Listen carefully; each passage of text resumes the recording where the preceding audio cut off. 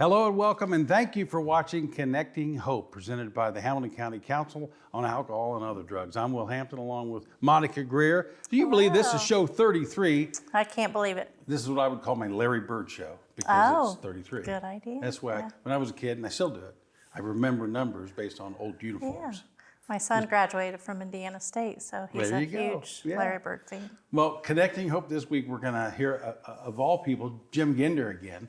But we're talking about this OD mapping. Just this last week or so, at the COPE meeting, he unveiled kind of the new OD map. Yes. Overdose map. Tell me what this is. Yeah, we learned about this in New York when we were at a training, and Jim was so excited he wanted to bring it back to our county. So our county was actually the first county in Indiana to have this map, and it tracks all of the overdoses within the county, and then narrows it down to cities and fatal and non-fatal overdoses. And if you look at the PowerPoint that he put together from Hamilton County from January 1st to April 10th, there were 50 suspected overdoses, 8 were fatalities, unfortunately, and then 37 times Narcan was used. And the mapping is really specific, as you said. It tells you what month. Yep. March was the most Yep. overdoses.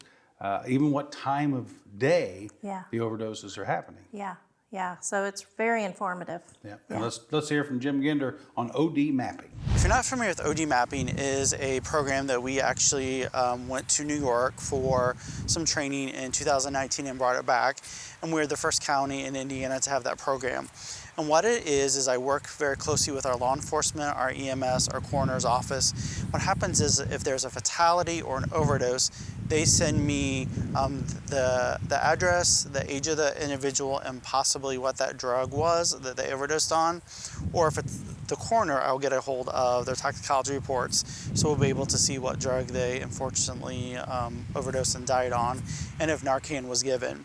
Then what happens is I can take that data in the system and plot out where we're seeing a lot of our overdoses. Is it the 46060 zip code, 46037? What's also kind of interesting is we can map out the time of the overdose, when are we seeing lots of our overdoses, so we can do the time, the day of the week as well too. Then also we can pull up the different types of drugs that people are overdosing as well too, and that's helpful for our law enforcement, our EMS, and our alcohol and other drugs, so we can, our council, so we can actually focus on what are those drugs out there that we need to do a lot of education and prevention on as well. Compared to 2020, 2021, we're actually seeing some increased numbers in some of the different drugs that are out there compared to the 2020 data as well too. So, like a great example, we in this bunch of numbers, we saw some alcohol overdoses, some cocaine overdoses as well. And we've actually seen some methamphetamines with this group of numbers compared to the 2020 numbers as well. And I think a lot of things that we need to look at is where are our drugs coming from? What's the access? Are people being able to get these drugs a lot easier because things are being opened up a little bit more compared to what it was last year with COVID as well too. So I think that's one of the big things. And also we're seeing a lot of drugs being mixed with other things as well too. Thank you, Jim Ginder, for all you do. I think that's really, it helps people know where potential problems are, right? Yeah. We're able to talk with police and fire and talk about certain neighborhoods that this is happening in, and city by city we can meet with the leaders there and talk about it. It's just a great educational piece too for the leaders of the community to let them know what's going on. We'll hear more a little bit about that when we have Chief James Mackey from Noblesville Fire coming up in our next segment. But first, it's time for our success story. Yes. And this week we have part 1 of Drew's story. I'd had 2 surgeries back to back. I had an oral surgery and then a surgery on my knee, like within a month from each other. And so that quickly started, my addiction to prescribed pain medicine. And then it got to a point where, that quickly turned into heroin. And heroin was something that I swore I'd never do. In my mind, it was just something that wasn't even fathomable, especially being a military police officer. I kind of held myself to these really, really high standards, and that all went out the window pretty quick.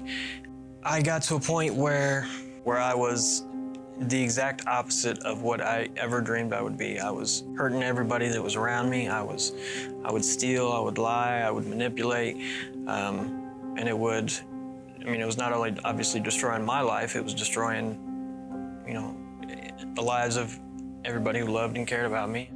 Thank you, Drew, for sharing your story. And that's just part one. A little bit later in the show, we'll hear part two of Drew's story. And got to say thanks to Daryl Mitchell again from Aspire Health. He helped corral our success stories. Yeah. I'm amazed. Daryl Mitchell has touched a lot of people's lives. Yeah. He's helped a lot of people. He has hasn't helped a lot of people, and he's so passionate. That just shows, and that's a lot of the reason why he helps others. He's been there. He knows what they're going through. Yep, he sure does. Well, we're going to take a break. When we come back, James Mackey from Noblesville Fire joins us on Connecting Hope.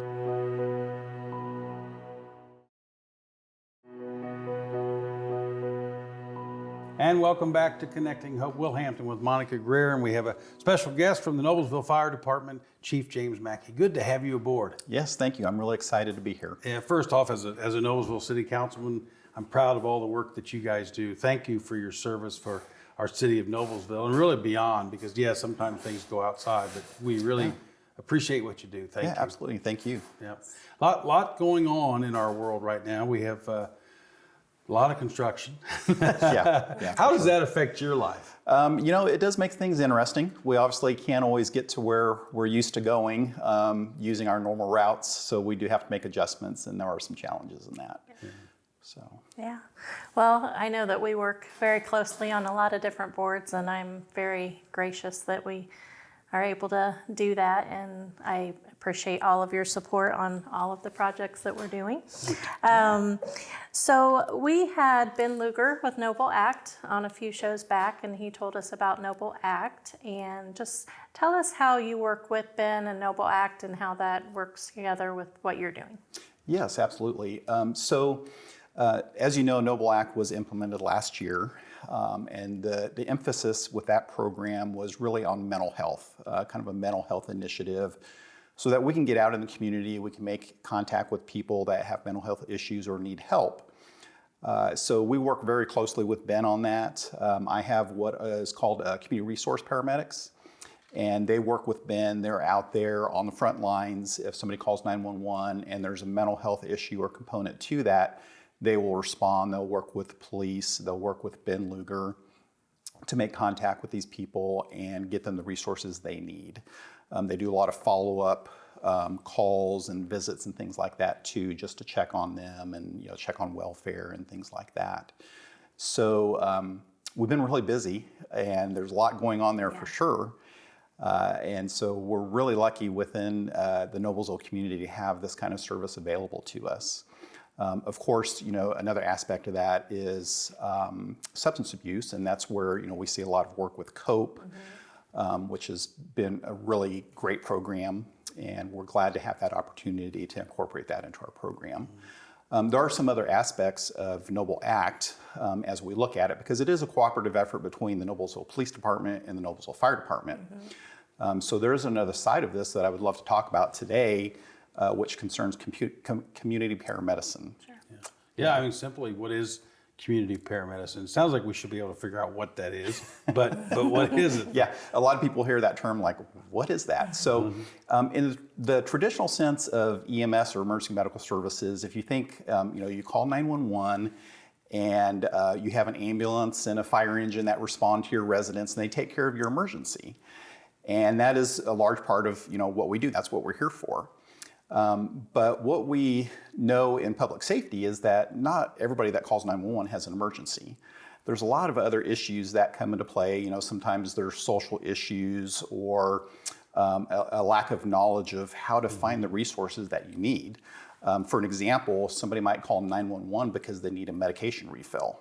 And that's really not the best use of emergency services. Those are definitely your most expensive services to use in that situation.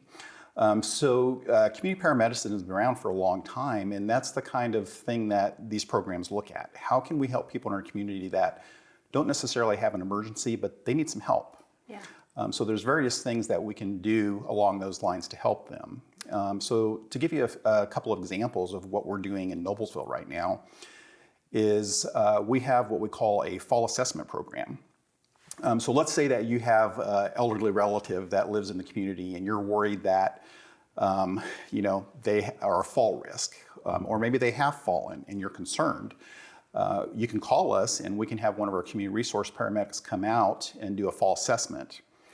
We use a program that was developed by the CDC. It's called STEADY. And there's specific criteria that we use to do an evaluation on the person and determine what the fall risk is. And then we can share that information with the person's physician. Maybe, the physician, when they collect the information, they realize that, okay, I need to make some adjustments in this person's medication, or maybe they need some physical therapy, or, some other things, things like maybe grab rails in the bathroom, or, different things that would assist them and help prevent those falls. So we've been fairly active in that area. So that is one component. Another thing that we're looking at is treating chronic disease processes in the home.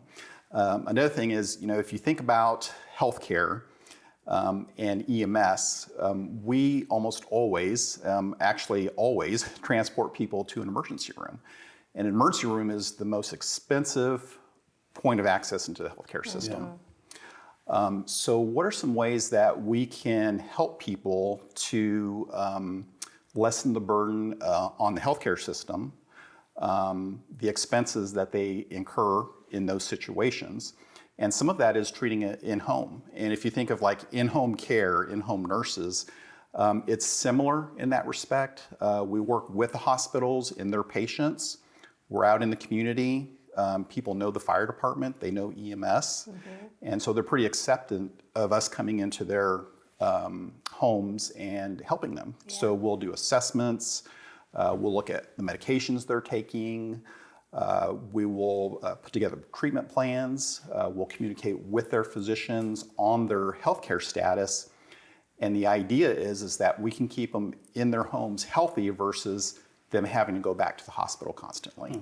Is this something that is like prescribed by the physician that says, you need community paramedicine? Is it, how do they get a hold? How do they know that that's the path they should take? Yeah, absolutely. That's a great question. So it is something that we have to work with as a fire department in conjunction with other healthcare providers. Okay. So it may be a certain group of patients within, say, a hospital that we're looking at, and the hospital says, we want you to follow these patients. It could be that the personal care physicians or primary care physicians have access to the program as well. They know what services we provide, and they may say, hey, you really could benefit from this service. So there is going to be some type of point of contact somewhere to get people into the system, whether it's through a hospital or the patient's physician. Well, and your firefighters and your EMS staff as well, they know that if they go to an address continuously, they can also refer, right? Absolutely. Yeah. So that's one thing that we really encourage our frontline providers to do. They're the ones out there that are responding on these calls. And it's not uncommon that somebody may call 911 every day, every other day for a period of time because they just have an issue that they can't seem to get resolved. Yeah. So if our people are communicating back to us, hey, this person's having a problem here and we need to find them some resources, then they make that referral to us. Our community resource paramedics go and they make contact with the individual and kind of work through that process. Right. So there's different ways that people can enter the system. Ultimately, if somebody was just curious, they could even call us and say, hey, what can we do for our loved one? Or we've got this situation, and we'll work through any kind of situation to do what we can to help them. So what number would they call? Yes, Noblac phone number is 317-770-1419. Okay. Yes. Yeah, we're almost out of time, but I wanted to, real quickly, at the top of the show, Jim Ginder talked about OD mapping. And basically, you're his source, right? Or one of them, to how do they figure it? Help me in a very quick way. Tell us, how does that OD mapping work from your side? Yeah, absolutely. Well, of course, again, we're the frontline providers. When we go out, we see what's going on with our patients, out in the community, and we identify those people that have, overdoses or substance abuse issues, and we're always collecting data. There's certain amounts of data that we can share and certain amounts of data that we can't share because of HIPAA and things like that.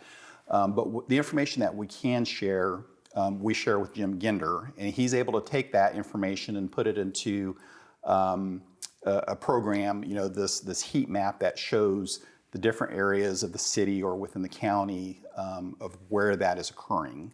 And then, that does help us look at, where are the issues potentially within our community. Yeah. Well, thank you. Thank you for Yeah. doing that and everything you're doing. Chief, we appreciate you being on Connecting Yeah, Hope. Thank yeah, you thank so you very much. much. All right, we're going to take a break Glad to- back with more of this show right after this.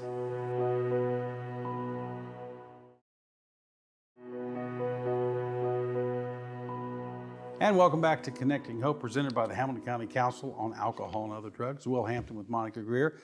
The council's doing great, I'm sure. Yeah, doing great. Just had our annual meeting and working with traffic safety and a lot of grant opportunities coming up. Keeping on, keeping on. Yeah. Now it's time for part 2 of our success story tonight. This is part 2 of Drew's story. I'd been locked up, I was in jail, and as soon as I got out, I had went right back to using. And so about 2 months after I got out of jail and went back to using, 2 months later, that's when I decided to go to Fairbanks for this most recent time. And when I did, I instantly, as soon as I left Fairbanks, I instantly went to this place that I had never heard of before, called the Progress House. And during this time, I get a phone call from my girlfriend at the time, and it was her phone. Wasn't her though, it was one of her friends, and her friend tells me that she overdosed back home. And the hospital told me they were about to discharge her, and I told them, don't discharge her until I get there. They told me she was okay, but they told me everything that had happened. I take her to breakfast the next morning, and she starts talking to me about how she wants this thing called recovery, because she sees me have it, and she sees the changes in my life and how my life's turned around. And so now she wants it too, and that's a good thing, because that's what this is all about, right? This is, we share our stories with other people, and sometimes it's motivation or inspiration for the next person. And so in this situation, that's what happened. And so I call Fairbanks myself, and I get it all set up. And so, that was a Friday night when she had overdosed the first time. 2 days later on that Sunday, we were texting back and forth. It was about 9 o'clock at night, and I was explaining to her everything that Fairbanks had explained to me and what she needed to do. And that was the last time I ever talked to her, because she overdosed again that night. And once again, I'm back in quarantine. And so that was a Sunday when that happened. Didn't talk to her the rest of that night. Didn't get a chance to talk to her all day Monday. And so Tuesday I woke up and was going crazy, because the night before I had already called every jail, called every emergency room, called everywhere I could possibly think of, all of her friends. Nobody had heard from her. And so the next day I get up and I'm like, okay, I got to do something today. I can't just sit around here and stress. And so I drive from downtown Indianapolis all the way back to Anderson, and I ended up finding her, in her own bed where she had overdosed, and she had been there for a couple days at this point. That was something that was hands down, without a doubt, the absolute hardest thing that I've ever dealt with in my life. It's still something to this day that bugs me. I wouldn't say constantly, but on a regular basis, because there's a lot of emotions that come with that. When it first happened, I was really, really, really angry with my higher power. And like I said, I was in the midst of this spiritual experience, and then it happened, and I shut down, man. I didn't want any more part of this spiritual experience. I was mad at the world. I was angry at my higher power. I genuinely believe that me being at the Progress House saved my life, because I would have definitely went in the exact wrong direction.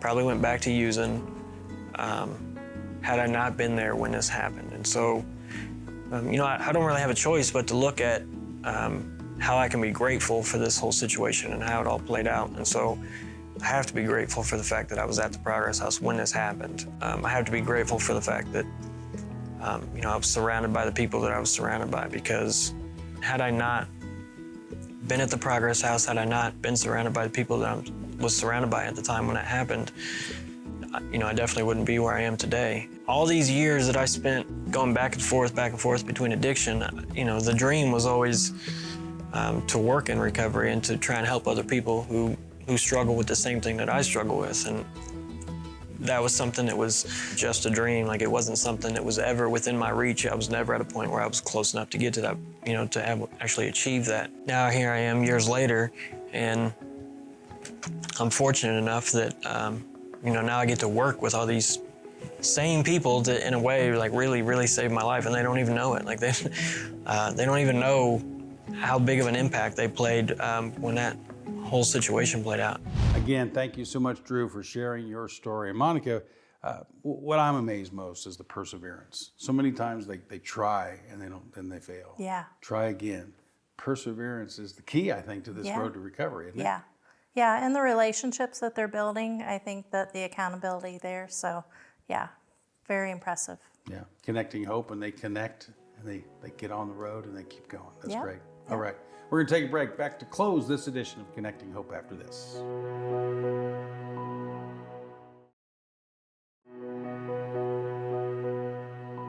Thank you again for watching Connecting Hope, presented by the Hamilton County Council on Alcohol and Other Drugs. Will Hampton and Monica Greer back to close this edition, show 33 of Connecting Hope for this series that we've been on. You guys have a big day tomorrow Yes. at Riverview Hospital. Tell me about that. Yeah, we've talked about it a little bit on some other shows, but tomorrow is the day for our prescription take back event. It's at Riverview at the Noblesville location, East Parking Lot, from 9 to noon.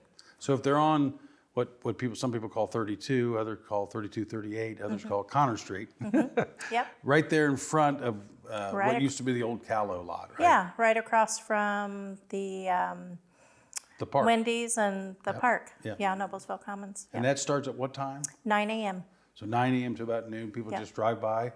Yep, they can just drop it off. They don't even have to get out of their car. Police officer will be there to pick it up. And they'll get to say hi to you. They will. All right. Thank you. Thank you. And thank you for watching Connecting Hope.